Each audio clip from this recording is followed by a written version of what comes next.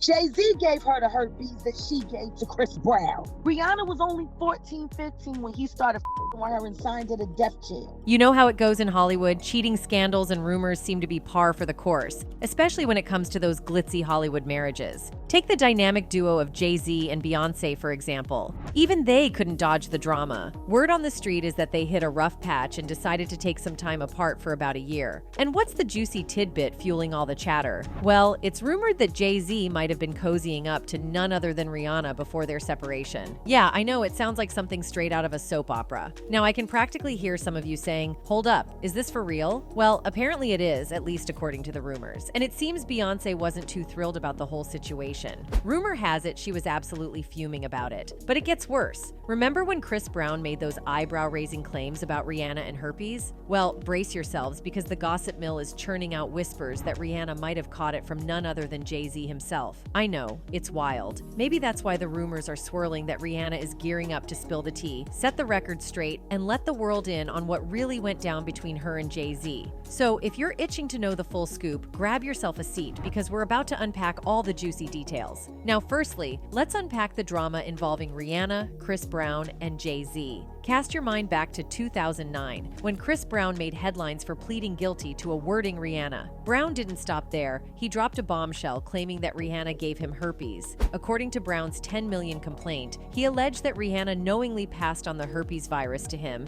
and then went to extreme lengths to frame him for the A. Brown's lawsuit painted a picture of Rihanna as the ultimate villain, threatening him with dire consequences if he dared to sue her. Brown claimed he woke up one morning with 3 blisters down under, sending him into a panic about his health and the risk of infecting others. And get this, he even alleged that he was planning to pop the question to Rihanna and even penned a song, "Don't Wake Me Up," for her. But alas, their fairy tale romance came crashing down thanks to the herpes bombshell. Brown's lawsuit also pointed fingers at Rihanna for sabotaging his relationships with other women, all because of the alleged herpes bomb she dropped on him from Barbados, which he deemed lethal. And it didn't stop there. According to a former model who once worked with Rihanna, there's another man out there who allegedly fell victim to her herpes saga. But here's where things take a twist. According to whispers from Jaguar Wright, the real culprit behind Rihanna's alleged herpes saga isn't Brown, but none other than Jay-Z. Rumor has it that Jay-Z's wandering ways led him down a path of infidelity, potentially exposing him to the herpes virus, which he may have then passed on to Rihanna during their alleged rendezvous. Jay-Z gave her the herpes that she gave to Chris Brown. Rihanna was only 14, 15 when he started with her and signed her to death jail. So if you're trying to piece together this puzzle, Brown's accusations of Rihanna giving him herpes seem to align with the timeline of when she and Jay-Z were rumored to be romantically involved. Let's take a trip down memory lane to when Rihanna was just a fresh-faced 15-year-old with dreams of making it big in the music business. Picture it. She catches the eye of record producer Evan Rogers while chilling in Barbados. He's practically floored by her supermodel looks. Think green eyes, K-neck, and a K-sense of style. Rogers must have been thinking, if this girl can sing half as good as she looks, we've got a superstar on our hands. Fast forward to 2004, and Rihanna drops her first single, Ponder Replay. The track makes its way into the hands of none other than Def Jam's big boss man himself, Jay-Z. Now here's where the rumors start swirling. Some folks speculate that Jay-Z had his eyes set on Rihanna from the get-go. You know, typical playboy behavior and all that jazz. There's talk that he might have seen Rihanna as more than just a talented protege. Allegedly, he swooped in, took her under his wing, and helped shape her career. But was there more to it than just mentorship? Some whispers in the grapevine suggest that Jay-Z's determination to sign Rihanna to Def Jam was borderline aggressive. Word on the street is he even dropped a line about only having 2 options, signing the contract or taking a flying leap out the window. Of course, Rihanna went on to sign that contract, kicking off her journey to becoming one of the biggest pop stars of our generation. Under Jay-Z's wing, she churned out hit after hit, from Umbrella to Run This Town to Talk That Talk. But here's where things get juicy. Did Jay-Z and Rihanna's relationship extend beyond the studio walls? That's the burning question on everyone's minds. According to J. Randy Taraborelli, the guy who's always dishing out the dirt on celebs, he hints that there might have been something more between them back in 2005. Rumor has it things got so steamy between them that Jay and Beyonce had to take a timeout from their own relationship for a bit. The idea of Jay-Z and Rihanna getting cozy behind Beyonce's back sounds like something straight out of a Hollywood script, doesn't it? Especially considering that back in the day, Beyonce was the one who really helped Rihanna's career career take off, and that Beyonce's support reportedly came at a cost for another artist, Tierra Marie. Word has it, Tierra got the boot from Def Jam because Beyonce was supposedly more into Rihanna's vibe. So back in 2005, a young Tierra Marie scored a deal with Jay-Z's Rockefeller Records. She was not just talented, but also stunning, and she was only 17. Under Jay-Z's wing, Tierra dropped Make Her Feel Good from her first album, and bam, it was an instant hit. The song's title wasn't lying. It made her feel good watching her debut climb the charts. And what's better than having Jay-Z as your project's dad and being crowned the Princess of Def Jam Records? Tierra was living the dream, no doubt. Also, around the same time, you've got a young Rihanna and Nayo signing up with Def Jam Records. Now, Tierra Mari was already the official princess of the label, stealing all the attention. Being an immigrant from Barbados, Rihanna was kinda in the shadows compared to her more promising label mate. But everything flipped when Queen Bey decided she was vibing more with Rihanna. Suddenly, the label dynamics shifted and Tierra got the boot. L.A. Reid spilled the beans in his memoir, saying that initially they thought Tierra was the bigger star between her and Rihanna. But Queen Bee stepped in, made them reconsider, and signed Rihanna. Reid said, "We had an in-house company showcase and Beyonce happened to be there with Jay-Z, Tierra Marie, Rihanna. A four-girl group called Black Butterfly and Neo performed. At the label, we thought Tierra Marie would be a big star. We spent more time on her, did more work on her, paid more attention to her. A bell went off for me, however, when after the showcase, Beyonce came up to me and said, 'That Rihanna girl, she's a After a little nudge from Beyonce, the execs decided to give Rihanna a closer look. Fast forward to 2006, and they hit up Tierra Marie with a call, not a fancy letter, just a call, probably made by some staff. And what for? Well, nobody really knows. Imagine getting the boot without a proper heads up from a guy you saw as a father figure. Tierra spilled the tea, saying Jay-Z himself never bothered to give her the news. She said, "Jay-Z didn't call me to tell me bye-bye." If things played out differently, Tierra could have been today's Rihanna, or a big Tierra, considering her undeniable talent. But alas, her peak fame window was from 2005 to 2006.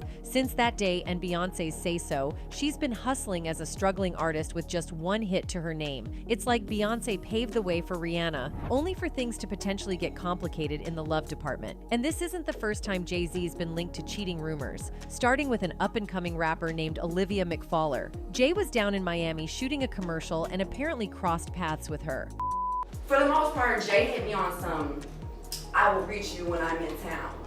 He wanted you to girl Friday. Olivia spilled the beans in an interview with Radar Online, sharing that she was on set, hanging with her sister, when Jay decided to pull up his chair next to hers. They had a chat, and then he bounced. Later on, one of Jay's bodyguards approached Olivia, telling her that Jay wanted her number. Well, Olivia thought it was a bit immature, and out of respect for Beyonce, she turned down the number exchange. But the story doesn't end there. They reportedly bumped into each other again at Nobu in Miami. This time, Olivia was with her crew, and Jay was rolling with his friends, including Beyonce's sister Solange. According to Olivia, they both ditched their tables and had a rendezvous in a private corridor where they finally swapped numbers. Olivia spilled the details to Radar Online, revealing that Solange walked right past and kinda caught the whole scene. She said, "I told you the day that Jay-Z and I exchanged numbers at Nobu in Miami. Solange came walking up out of nowhere. I thought I was about to get my butt beat, so I backed off quickly. She has been guarding her sister's property since day one.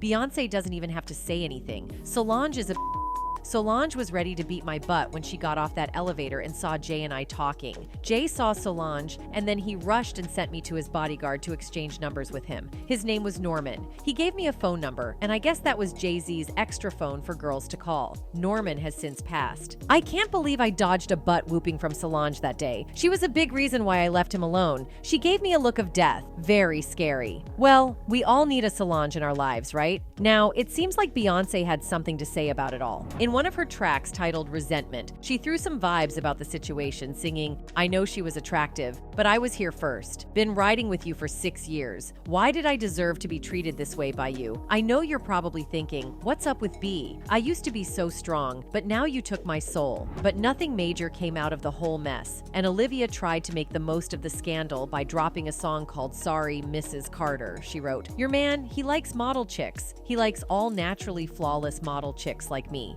As for her rap career, well, it didn't exactly take off, and Olivia faded into the background. Beyonce and Jay-Z said "I do" on April 4th, 2008, in a low-key ceremony at Jay's Tribeca penthouse. Fast forward 2 years, and Jay found himself in the middle of another cheating storm. Hollywood Street King blog, or HSK, spilled the tea, claiming Jay had been involved with a woman even before tying the knot with Beyonce. This mystery lady was a publicist named Kathy White, and online pics suggested she had some industry connections, rubbing elbows with TV personality Claudia Jordan. HSK did some snooping and dug up a 2009 photo of Jay chilling at a Vegas nightclub table with a crew that included Diddy. And guess who else was there? Yep, Kathy. But here's the weird part. That image vanished from the internet. So, according to an insider spill into HSK, Jay-Z apparently went all out for his alleged side thing, Kathy. Word is, he bought her a swanky pair of $2,500 Louis Vuitton shoes for their night out in Vegas. And get this, he told her to round up some friends to throw folks off the scent that they were a couple. Now here's where it gets tangled. HSK claimed that intel about Jay and Kathy's fling came from Kathy's buddy Jason Lee. Not sure if it's the same Jason Lee from Hollywood Unlocked, but back in the day when HSK was the hottest blog on the block, they were dodging lawsuits left and right. And if the Jay and Kathy story was bogus, you'd think Jay's peeps would have hit up HSK to yank the post, right? Well, turns out they didn't. And over a decade later, all those posts about Jay and Kathy's alleged thing are still chillin' on HSK's website. So after that whole story blew up and the internet went into a frenzy over the rumors, Kathy decided to hit delete on her social media accounts. Things went quiet for a bit as Jay-Z got more involved in Beyonce's career. Then in 2012, Blue Ivy comes into the scene, and 2 years later, it's trouble in paradise after that infamous elevator showdown between Solange and Jay-Z. Lots of folks thought the whole drama hinted at Jay possibly stepping out on Beyonce.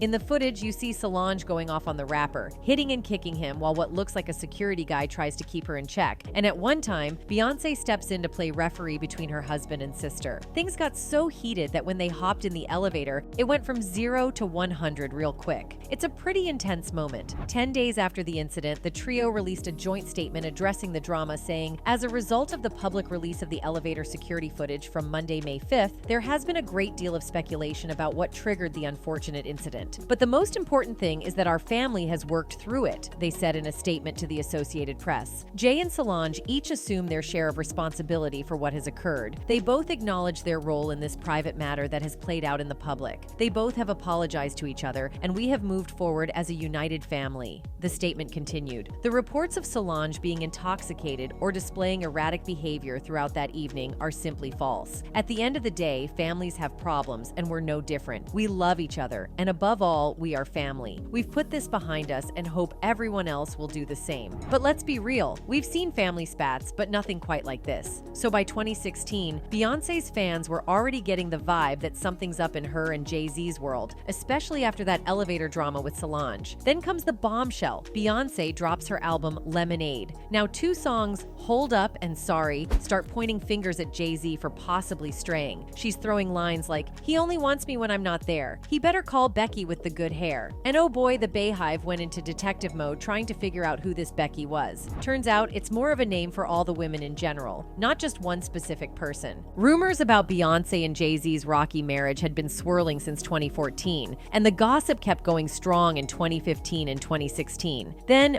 bam, we get this album with all these lyrics, and it's like a spotlight on the cracks in their relationship. Enter Rachel Roy, the ex-wife of Jay-Z's former friend and business partner Damon Dash, posting stuff on Instagram that had people thinking it was a nod to Beyonce. She said, "Good hair, don't care, but we will take good lighting for selfies or self-truths." And just like that, people went on the attack thinking she's the infamous Becky. Beyonce fans flooded her socials with bee and lemon emojis. And let's just say you don't want to be on the wrong side when it comes to the Bayhive. Rachel was definitely feeling the heat. It's like walking into the lion's den with that crowd. Now at one point, Beyonce seriously thought about calling it quits when she found out about Jay-Z's affair, but they somehow managed managed to work through it. But hold on, because there's a former bodyguard, Uncle Ron, who's gone all out on TikTok, dropping some wild allegations about the power couple. Now, who's this Uncle Ron guy, you ask? He used to be a bodyguard for a bunch of celebs, and there are some pics floating around of him with Beyonce. But the deets on their personal relationship are a bit hazy. Anyhow, he's making some bold claims, like saying Jay-Z and Beyonce secretly schemed to mess up R&B artist Carrie Hilson's career after she said something about Queen Bey. Then he hits with the bombshell. He's claiming Jay-Z's been and controlling Beyonce for years, saying their relationship is more business than romance. Your relationship was a business relationship, financial, to get to the top, to become billionaires, man. Yeah, Beyonce's on. She's been on them for a long time, and you keep her that way. Now, he didn't really come with the receipts, just a bunch of words. However, if it was just him spinning this tale about Beyonce being on drugs, you might brush it off. But guess what? He's not flying solo on this one. Cultural commentator Jaguar Wright jumped into the mix, straight up calling Jay-Z a monster who's got Beyonce up to control her. Now, I gotta say, some fans have got some PTSD from the whole Britney situation, where celebrities end up with everyone and their cousin controlling their lives. And to add a twist to the plot, there's this viral clip of Beyonce looking kinda dead-eyed and swaying at a basketball game with Jay-Z. In addition, Brett was a key player in helping the team's future training center location. People were throwing around ideas that she might be on something or just super exhausted. The swaying wasn't exactly a good look. Maybe it's some kind of who knows? No surprise. Jay-Z has hinted at being a bit manipulative, so if all this drama turns out to be true, well, it wouldn't be shocking. Now wonder there's been rumors of Beyonce trying to get a divorce. There are whispers that Jay-Z might have a serious drinking problem, and some say Beyonce might be scared of him because he could potentially get physical. Now this is a tough one for people to swallow, considering Jay-Z has a history of letting his anger get the best of him. Back in '99, during Q-Tip's release party, he got into it with producer Lance Rivera, and things got real ugly real quick. Jay-Z pulled out an 8-inch knife and stabbed the guy. His bodyguards even joined in, beating the producer with champagne bottles until the cops showed up. Jay pleaded guilty, got bailed out at $50,000, and spent 3 years on probation. So, some folks are thinking Jay-Z might still have a temper, and Beyonce could be wary of that. Another thing that really made these divorce rumors start going around all over again was when Jay defended Beyonce against the Grammys, calling out their failure to recognize her with Album of the Year despite her hustle and hard work. And a ton of folks were nodding in agreement, giving Jay props for standing up for his queen. But here's where it gets juicy. Did anyone catch Beyonce's reaction? Apparently, she looked more than a little uncomfortable and annoyed. And when Jay referred to her as this young lady instead of using her name, well, that sent off major alarm bells. And this is reportedly why Beyonce's pushing out her hair care products and cranking out a new album at record speed. And while sure, the rollout was in the works, it seems she's fast-tracking things to stack up some serious cash before leaving. Word on the street is they're already living separate lives, and we might just be on the brink of witnessing one of the biggest Hollywood divorces yet. What I've heard about them as a couple is that they've been living separate lives for a very long time. So they together, but they living separate. But what do you think of all this? Do you think these rumors are legit? Let us know in the comments, and we'll catch you in the next video.